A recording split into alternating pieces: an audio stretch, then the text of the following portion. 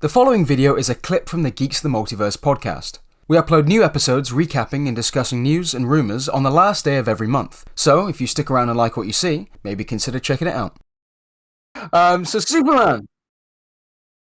I cannot believe it's been 3 weeks since this came out. Insane. Yeah, time's flown by. Absolutely. Time's absolutely flown by. But yeah, I've since seen it again. I saw it with my girlfriend, and this is an important point that I'm going to make here, because she is not a superhero comic book fan. She's not a big nerd. She hasn't really seen any of these kind of films before. Like, she's seen the Tobey Maguire films from back in the day, and she's perhaps seen maybe a handful of stuff here and there, like an episode of Daredevil or Punisher or whatever. But she's not.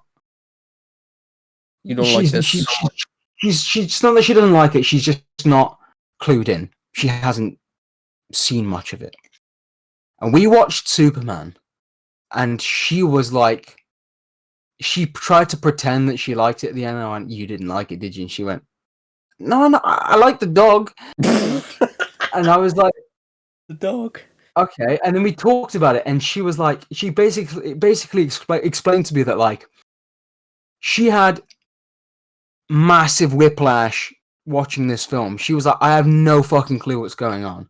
Like, this is like, so this is something I appreciate about this film, and also something that I don't appreciate about this film, is that it throws you straight, like, head first into this new universe, and into this, it doesn't apologize for being comic booky. It doesn't explain itself for being comic booky, but, like, and don't get me wrong, it is definitely the most comic book film that we've ever had. It's not the best, and it's not the worst, but it's definitely the most. And I think that, for some people, could be very hard to follow and hard to get into and very jarring. She said, it was what didn't feel grounded in reality at all. I couldn't follow what was going on that well. And, like, she's not stupid. Like, she's very intelligent, and she's very, like, she's into sci-fi stuff, and she's into, like, this sort of, but she was like, I could not, because it was like so bombastic. I couldn't place anything that was going on. I had no fucking clue. I was so, like, yeah. And I think that is something that perhaps a lot of people are going to struggle with this film. You need to have a sort of preconceived notion of what Superman is.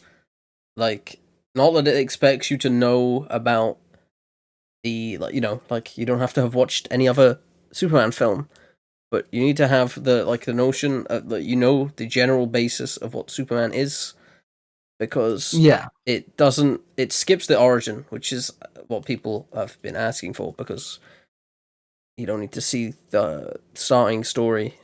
Most people will have known it by now, but, like, in your case here, they don't know it. But I guess, yeah, I mean, to be fair, she knew. No, she knows Superman's origin. Like, she's about it. Like, he's one of the most famous superheroes in the world. Like, he's the template of superheroes. Yeah, he was the first superhero, but, like, I think it was just, like, the way the story was crafted, and it was just, I think it was for your general moviegoer audience. I think this is a hard one for people. This is a hard pill for people to swallow, I think, as opposed to, like, a lot of people seem to like it. Oh yeah, absolutely. I'm not saying people aren't liking it, but I think I definitely get where she's coming from. It was very comic booky. Like, it is, like I said, it's the most comic book film we've ever had in ever. And that's not a bad thing, but I think just there are certain things that definitely hold the movie back from being even better, and I think that is potentially one of those things where it didn't breathe at all. It didn't take a minute. It didn't. And I understand that, you've got to cut things out of a movie, or else you end up with the fucking Snyder cut. But at the same time, I don't know. I just think it needed some more time to breathe. And I think, especially if this new film that they're making is like a Superman and Supergirl versus Brainiac or whatever, like, wherever you take Superman next, if it is bigger and bolder, that's the film where you maybe do less Earth stuff and you do less day-to-day stuff. But this needed to be that. I think it needed to be that film that took a minute and took a breath and showed his day-to-day. And I don't think it. And I know his day-to-day is being Superman. That's his other day job. That's why he's always late to work. That's why he's always whatever. But like, I think you needed more. I think you needed more Clark time. I think you needed more of Lois in the film. I think you needed more. I don't know about Lois. She's in a good amount. She doesn't really do anything. Is on that one? You know? No, she does. She's there a lot. She's there in the entire Mr. Terrific sequence. Like, she's not gonna fight anyone because that's not what she does. But she's there for a good amount of the film. Yeah. I don't know. I think maybe what I mean is like maybe you needed more. I think they needed them all together more. But I think they needed more of them all together because they don't give the. They definitely. This sounds really negative. This review, trust me, it's going to turn around, guys. It's going to turn around. Yeah, I just think there were a few things we needed to get off. Yeah. They needed more time for that. I think the film in general needed about 20 minutes more. I think 15, 20 minutes. Yeah, that's all it needed. Just another minute to sort of like to breathe and to just I don't know, just set the world a bit more, because I know this world that he's setting up is a world full of metahumans and superheroes and what have you, and you know, and that's all very well and good, but equally, I think, you know, it is a world of people as well, and it's a world of, you know, that consists of the Daily Planet, and I don't think we saw enough of that. I think, you know, there was a lot of characters like Ron Troop. I don't think had a single line. If he did, it was barely heard, and it was like "Hey" or something like that. You know. They didn't give the. No, go on. No. You please. Okay. They didn't give the. They didn't get across very well at all that like Jimmy Olsen is really friends with these people. At all. No, this is true. Yeah. Like we've seen, you know, obviously just the fact that they are chatting at work every time we see them, we can gather that her and Lois are friends, him and Lois are friends and whatever. But you know, we don't really get to see a lot more. We don't really get to see, I don't know. I just like you said, we don't get to see that these people are, you know, are mates and stuff like that. And I think just seeing a little bit more of the day to day and what have you could have been beneficial to the film, I believe. But yeah, that's my sort of my main grievance with the film, and which is why I think it could have perhaps been a little bit better. And I loved the film. I really did absolutely love the film.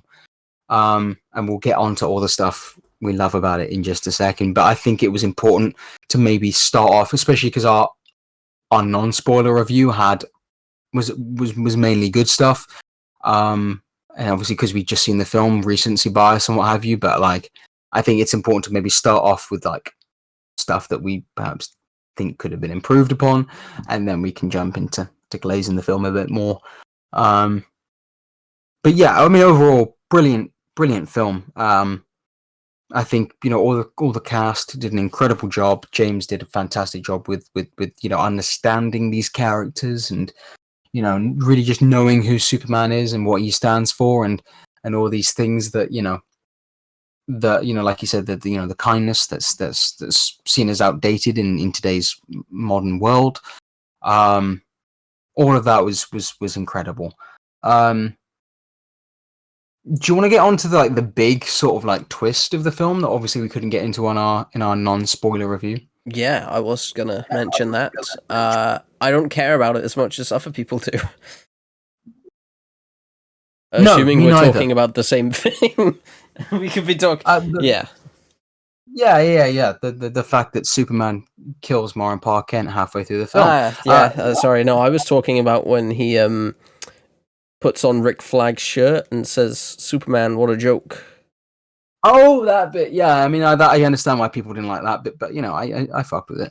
No, the big twist in the film was that Superman's birth parents they sent him this message. Jor-El and Laura Van. Fuck, what's her name? Her. Mara. Yeah. They sent Superman to Earth with a message in his pod that the Superman robots play when Superman is at the fortress because it soothes him. And apparently the message was damaged on the trip to Earth. So we only hear the first half of it, where they're saying, they're basically saying, we love you, my son. We're going to send you to this planet where you can, do good for these people and spread hope. And the message pretty much ends there. It's all like mumbled nonsense, or it's broken. I think after that, it's like corrupted. Yeah.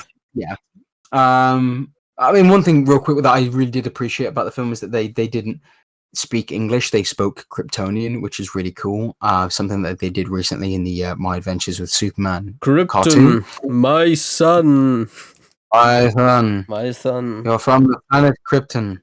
And you must fuck the bitches on Earth. Well, that's the big twist, yeah. So we find out once Lex breaks into the Fortress of Solitude, and the engineer decrypts the broken message.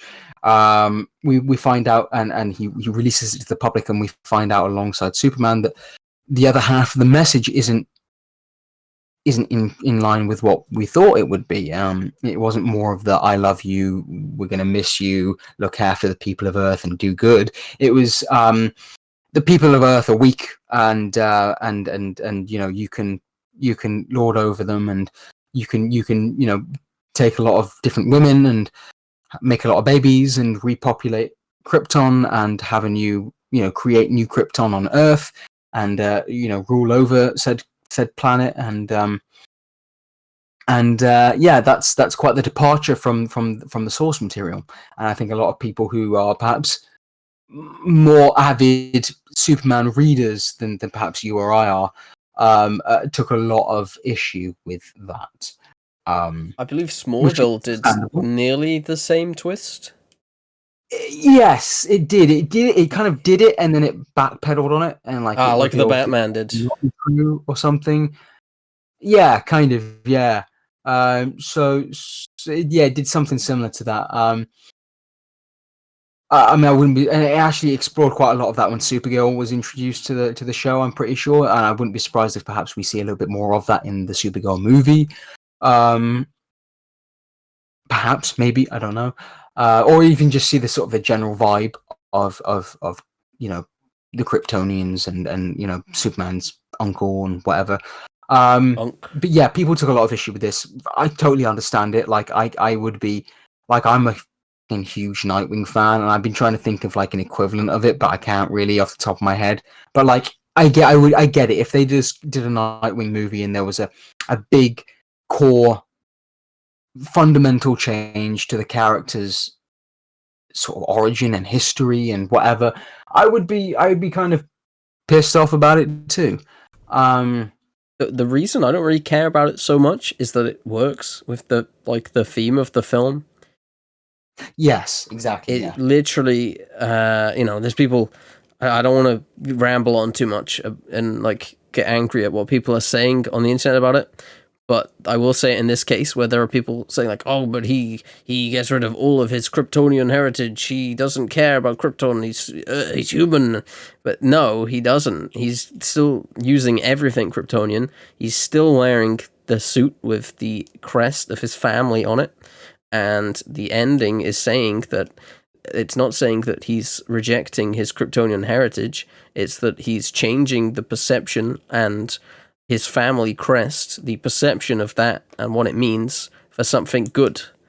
And that it doesn't matter where he's come from, that he's going to do good and change what people think of this logo that on his chest now, and what his... what's the word? His like mission statement is of what he's been sent here to do, and that he can take agency in it and be good. Exactly, yeah. I mean, there's literally a line in the film that Pa Kent says where it's something along the lines of, you are not your parents, or, your parents don't get to make decisions for you, or, you are... They give you the tools. Something along the lines of... Was that? Something like, It was like, they give you, like, the tools for your life or whatever. Yeah. And like you, the decisions you make, that's what makes you who you are. I think it's even in one of the trailers or something. Yeah. Like yeah, like that's the message of that is like, he was raised by the Kents, and obviously he had this perception, of what his birth parents wanted for him and on Earth, and that's what he strived for, and that was perhaps why he got into to being a superhero in the first place. But just his core values and what he believes of not letting people die and saving people and being a good, honest, kind human being, that comes from him. That's what he, those are the decisions that he makes. He decides to wear his underwear on the outside of his suit because he doesn't want to intimidate people, because he knows he's powerful. He knows he can be scary. Like, that's him. That's his choices. It's nothing to do with why his parents sent him here. And I think that's an important thing for people to remember. Now, maybe things might have been different if he'd have heard the full message from day dot, but we don't live in that timeline. We live in a timeline where he didn't. So, yeah, I understand the grievances. I really do. But I think it's one of those things where adaptations, as a fantastic YouTuber that I listen to on a pretty much a daily basis says when he talks about the DCU, adaptations don't copy and paste. That's what Boba Talks always says in basically all of his videos. Adaptations don't copy and paste, and that's an important thing to remember. And that it's okay to have different takes on stuff, even as long as it doesn't change the core of the character itself. Like Superman himself doesn't change because of that. It's just a thing as a part of his world and his history that is changed from the comics. So that's an important thing to remember. There's another thing though, off the back of that, and off the back of his core values, that I think some people have taken a bit of an issue with. So throughout the film, he really preaches not killing and not letting a life die. And at the end, in his battle with Ultraman, he throws Ultraman in front of like a bus or whatever that is falling down the black hole, and then Ultraman therefore falls in the black hole. Now, I don't think he's dead. I think that's very intentional that he didn't just straight up die. And don't get me wrong, this is no Zod neck snapping level stuff, but I just think that it's interesting, and I think a lot of people have brought up the fact that he was so willing to just sort of let Ultraman fall into a black hole where he doesn't know whether he's going to live or die or not. I think that it can be perceived that he just wouldn't listen to him. Like, he's basically a mindless, like, grunt. I don't think that he would, if any other character in the film, like you see it with the engineer, with Lex Luthor, he isn't gonna hurt them unless there's no other way around it. And I don't think he has any reasoning with Ultraman whatsoever. He has no. But then you say that, but then equally the kaiju was pretty mindless, or it seemed, it wasn't. But he's mindless. innocent though. I think that the kaiju was put in this situation. I think that Ultraman is created to be, the antithesis of Superman, and literally using his face. Yeah, that's fair enough. I mean, and who knows where he's going? I think if he goes into that black hole, I think that leads to another universe or something like that, where he could, whether it's an Earth 3 situation where he becomes part of the Injustice Syndicate, or maybe just a Bizarro world, or something like that. I think could be. I think they're going to merge the two.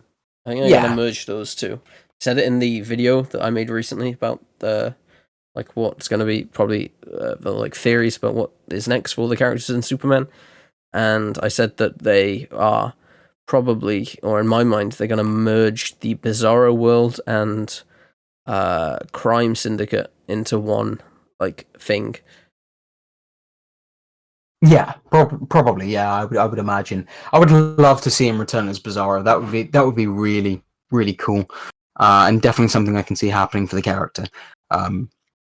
But yeah, just another thing. This is really negative. This is a really negative review from me. But I promise I do love the film. But I think I've I think I've just kind of aired all the things I loved about the film in the non-spoiler review, and now I'm just like, I want to air a few of the things that are a bit spoilery that perhaps I didn't love so much.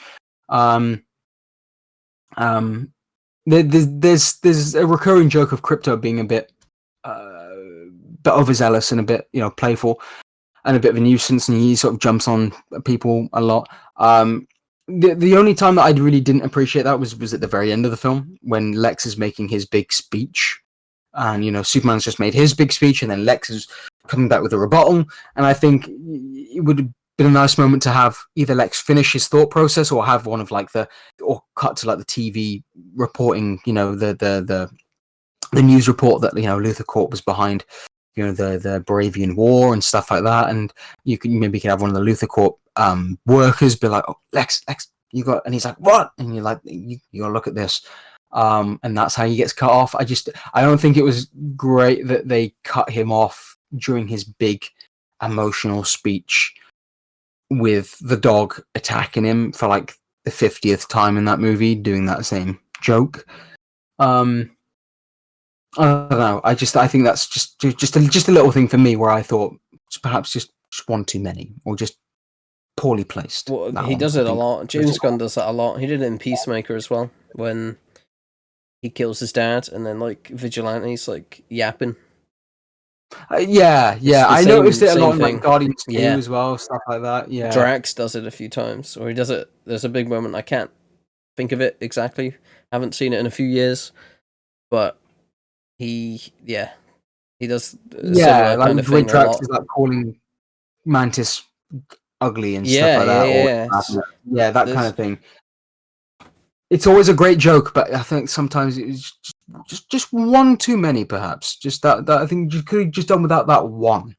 I think it worked brilliantly on when they teamed up against Ultraman. I think it worked brilliantly every time he attacked Superman. At the end, I thought it worked brilliantly when he attacked Supergirl.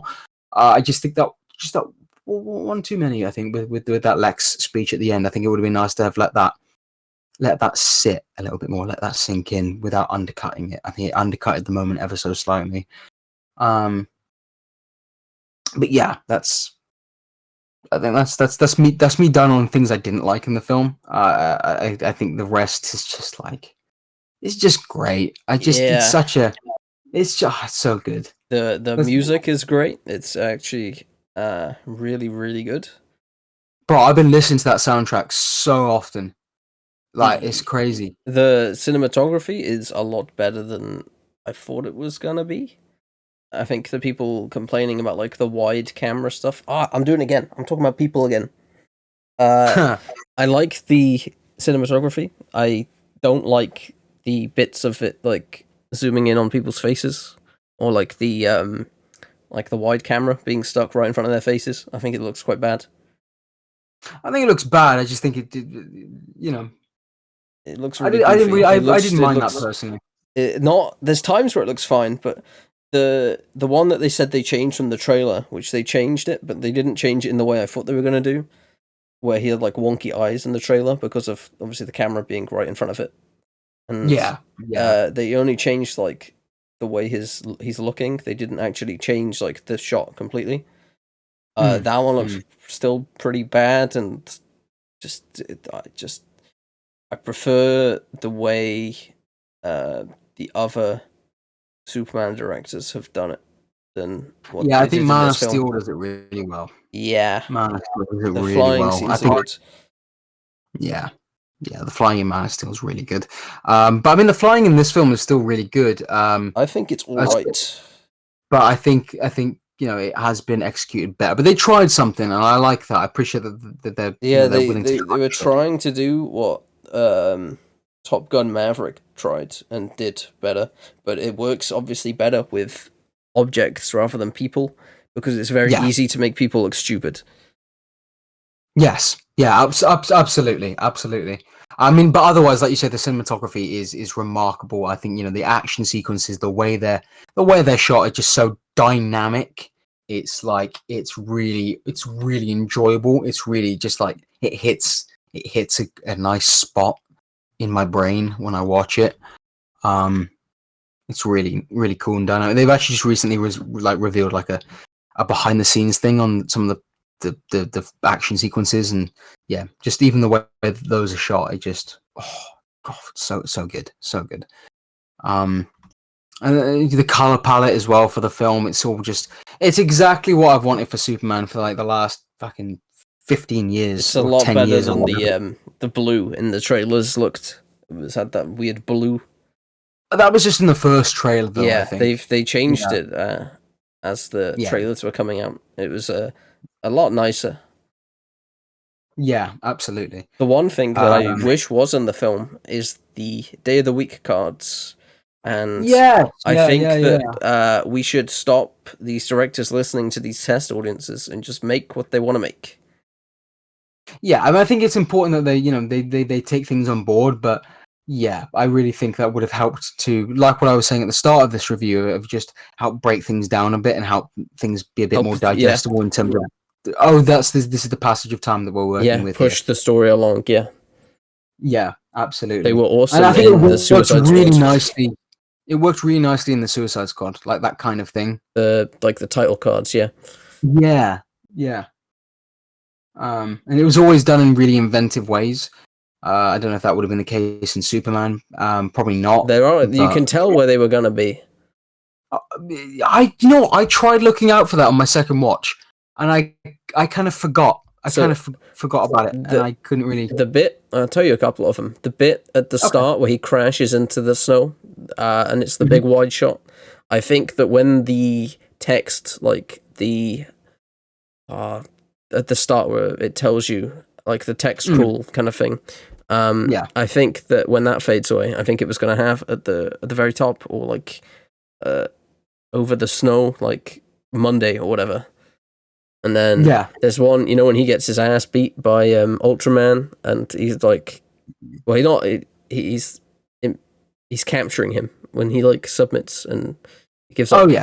And he gets his head smashed into the ground. Floor. Yeah, there's a big wide gap at the bottom where I think it was going to say what day that was.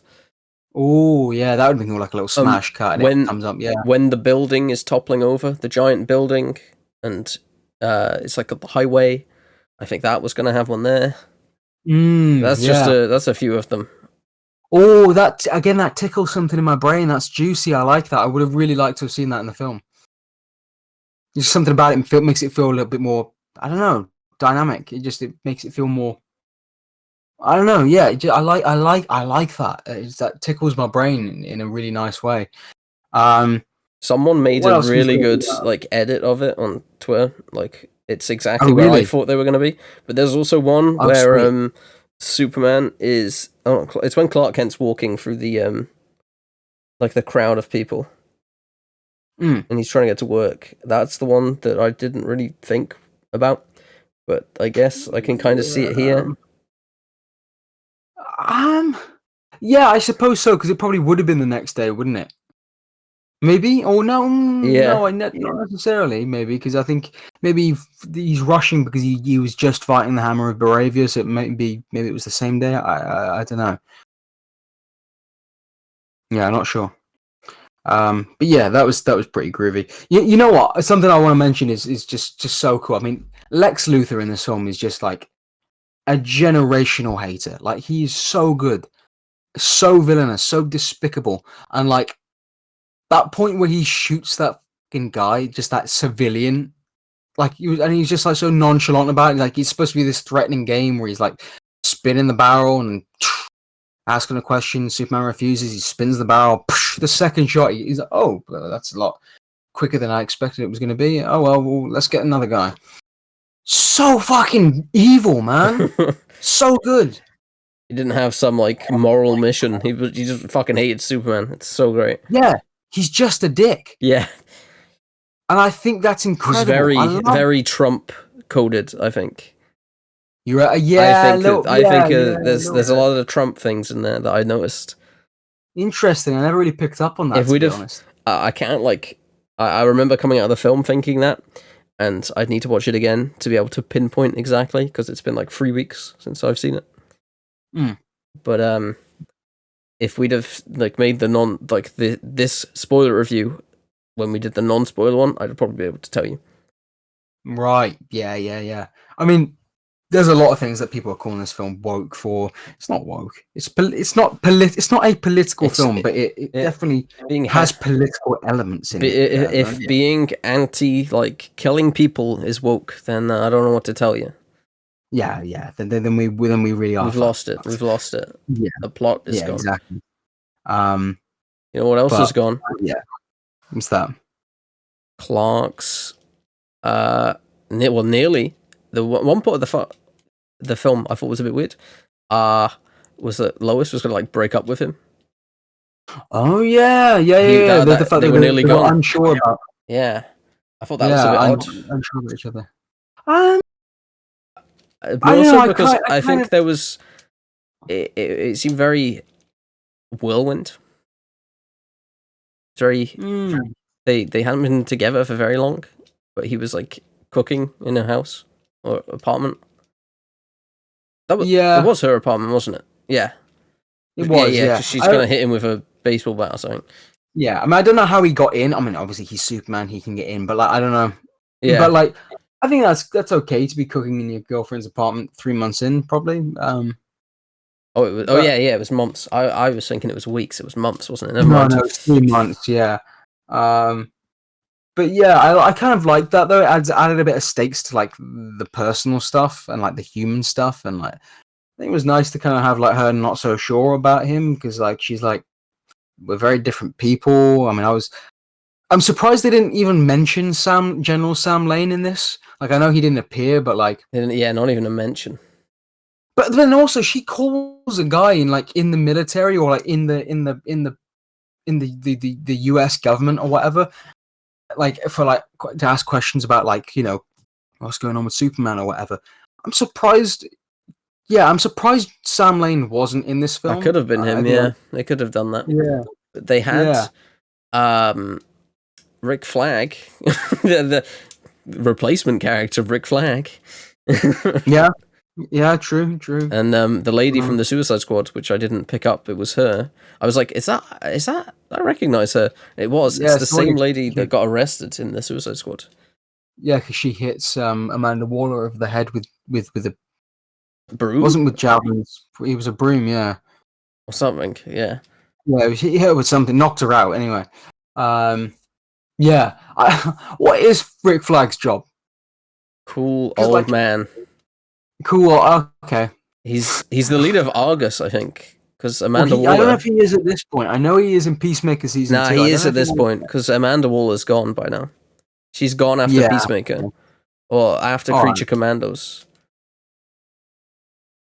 Yeah, I guess that was probably what. Yeah. Yeah, she would have been gone after that. I never thought about that. Would she though?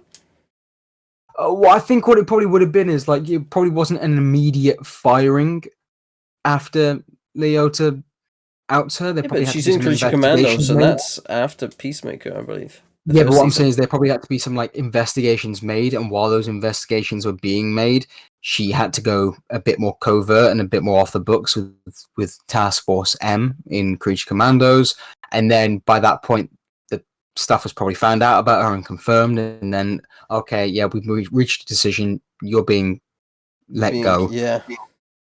Rick Flag, you're gonna step into her position. I think is probably how it went down. But yeah, I liked his inclusion in the film. I kind of find it funny that he's like, so far, him and Guy Gardner are like the most consistent characters in the DC universe, which is hilarious. It's a hilarious timeline we live in. I wish Maxwell Lord was in it more. I thought he was going to be in it more than just one like little TV thing. You see, I did and I didn't, because like I remember James Gunn saying that he's not in Peacemaker, like he's not in Superman, like he's in it, but he's not really in it. So I wasn't really expecting a lot, but I think one scene with him and the Justice Society, the Justice Gang, would have been fine. Yeah, that could have been cool. So why are they? I'm thinking why. So they're looking for a new member in, Peacemaker, right? They're probably looking for loads of new members. They're probably trying to expand it. Yeah. I was thinking, are they not just going to hire Metamorpho? He literally, like, basically helps them at the end of this film. Oh no, he's probably on the team, but they probably want even more. I fucking love that scene where he's like, "Oh, Justice Gang, I like that name." And Guy Gardner turns around and is like, "All right." He's like, Yeah, he's like, ah, "Oh, no, this guy." Hawk goes like, you should join the team. And he's like, no, not this fucking guy. Yeah. Look at him, he's ugly. He's like, oh, I like that name. And all of a sudden he's like, you're in. No, he's so fucking good. I loved those characters, man. I wish so good. I cannot. I'm looking forward to Lanterns. I think that a lot of people are going to think that it's probably not going to be very good because the premise of the show is so different to what people want from Green Lantern. But I think it's very much needed to settle the audience into knowing what Green Lantern actually is and not what fucking Ryan Reynolds and that movie tried to say it was. Very true. But as long as they actually do what Green Lantern actually is, though, and they don't try and course correct too much and just make it too different in a different way. I don't know. They are still detective people and like protectors at the end of the day. The only thing that I'm really sad about is that Guy Gardner has only filmed scenes with Jon Stewart. I love his dynamic with Hal in the comics. I would have really loved to have seen that, even just one scene of that, and them sort of butting heads in Lanterns. I would have loved seeing him and Kyle Chandler interact. Do you reckon their scenes are at like Hal's funeral or something? Well, that's what I was thinking, that if he's the general thought me and Brandon have here is that Hal is gonna Hal's dead in this show. He's dying, and what's his name? Guy John. and John. Yeah, the funeral bit. That makes sense. Yeah, but I think that having that scene of them arguing.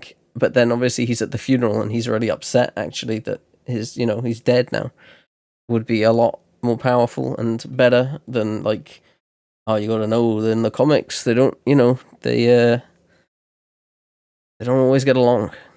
Yeah, that could be interesting. I think I really hope they don't kill Hal, but I can see that happening. It depends if they go. Obviously, the DCU. I don't think it's going to be as linear as like the MCU is. Where they're gonna bounce around times a lot, so they could still technically do a younger Hal Jordan thing, but it seems odd that they're killing him in the very first thing. I mean, I've been really jonesing for a Green Lantern core video game that's like set in the past during Hal's heyday. That way you can get Kyle Chandler back, and the de-aging won't look goofy because it's a video game. It's a video game, yeah. You know what I mean? Like that would be like a proper like. I think Marvel Spider-Man like level. The only issue with that is that the constructs aren't as imaginative as a movie could be, because obviously in a video game you'd have to have a set selection of what you can do. Yeah, but you could do some pretty wild stuff in there still. You could turn him into a teapot like Mr. Fantastic in the Lego Marvel game. They can make a Green Lantern teapot. Yeah. Yeah, I don't know, man. God, just even thinking about it now, I'm like, I'll be so gutted when they. I'm gonna say if, but it's probably when they kill Hal. But yeah, I'm just so fortunate to have a great Guy Gardner currently. I mean, I'm as a big Batman Brave and the Bold fan, or rather, as me and you both being big Batman the Brave and the Bold fans. Seeing a live action guy is really exciting stuff. Yeah, he was perfect. Mr. Terrific was fucking awesome as well.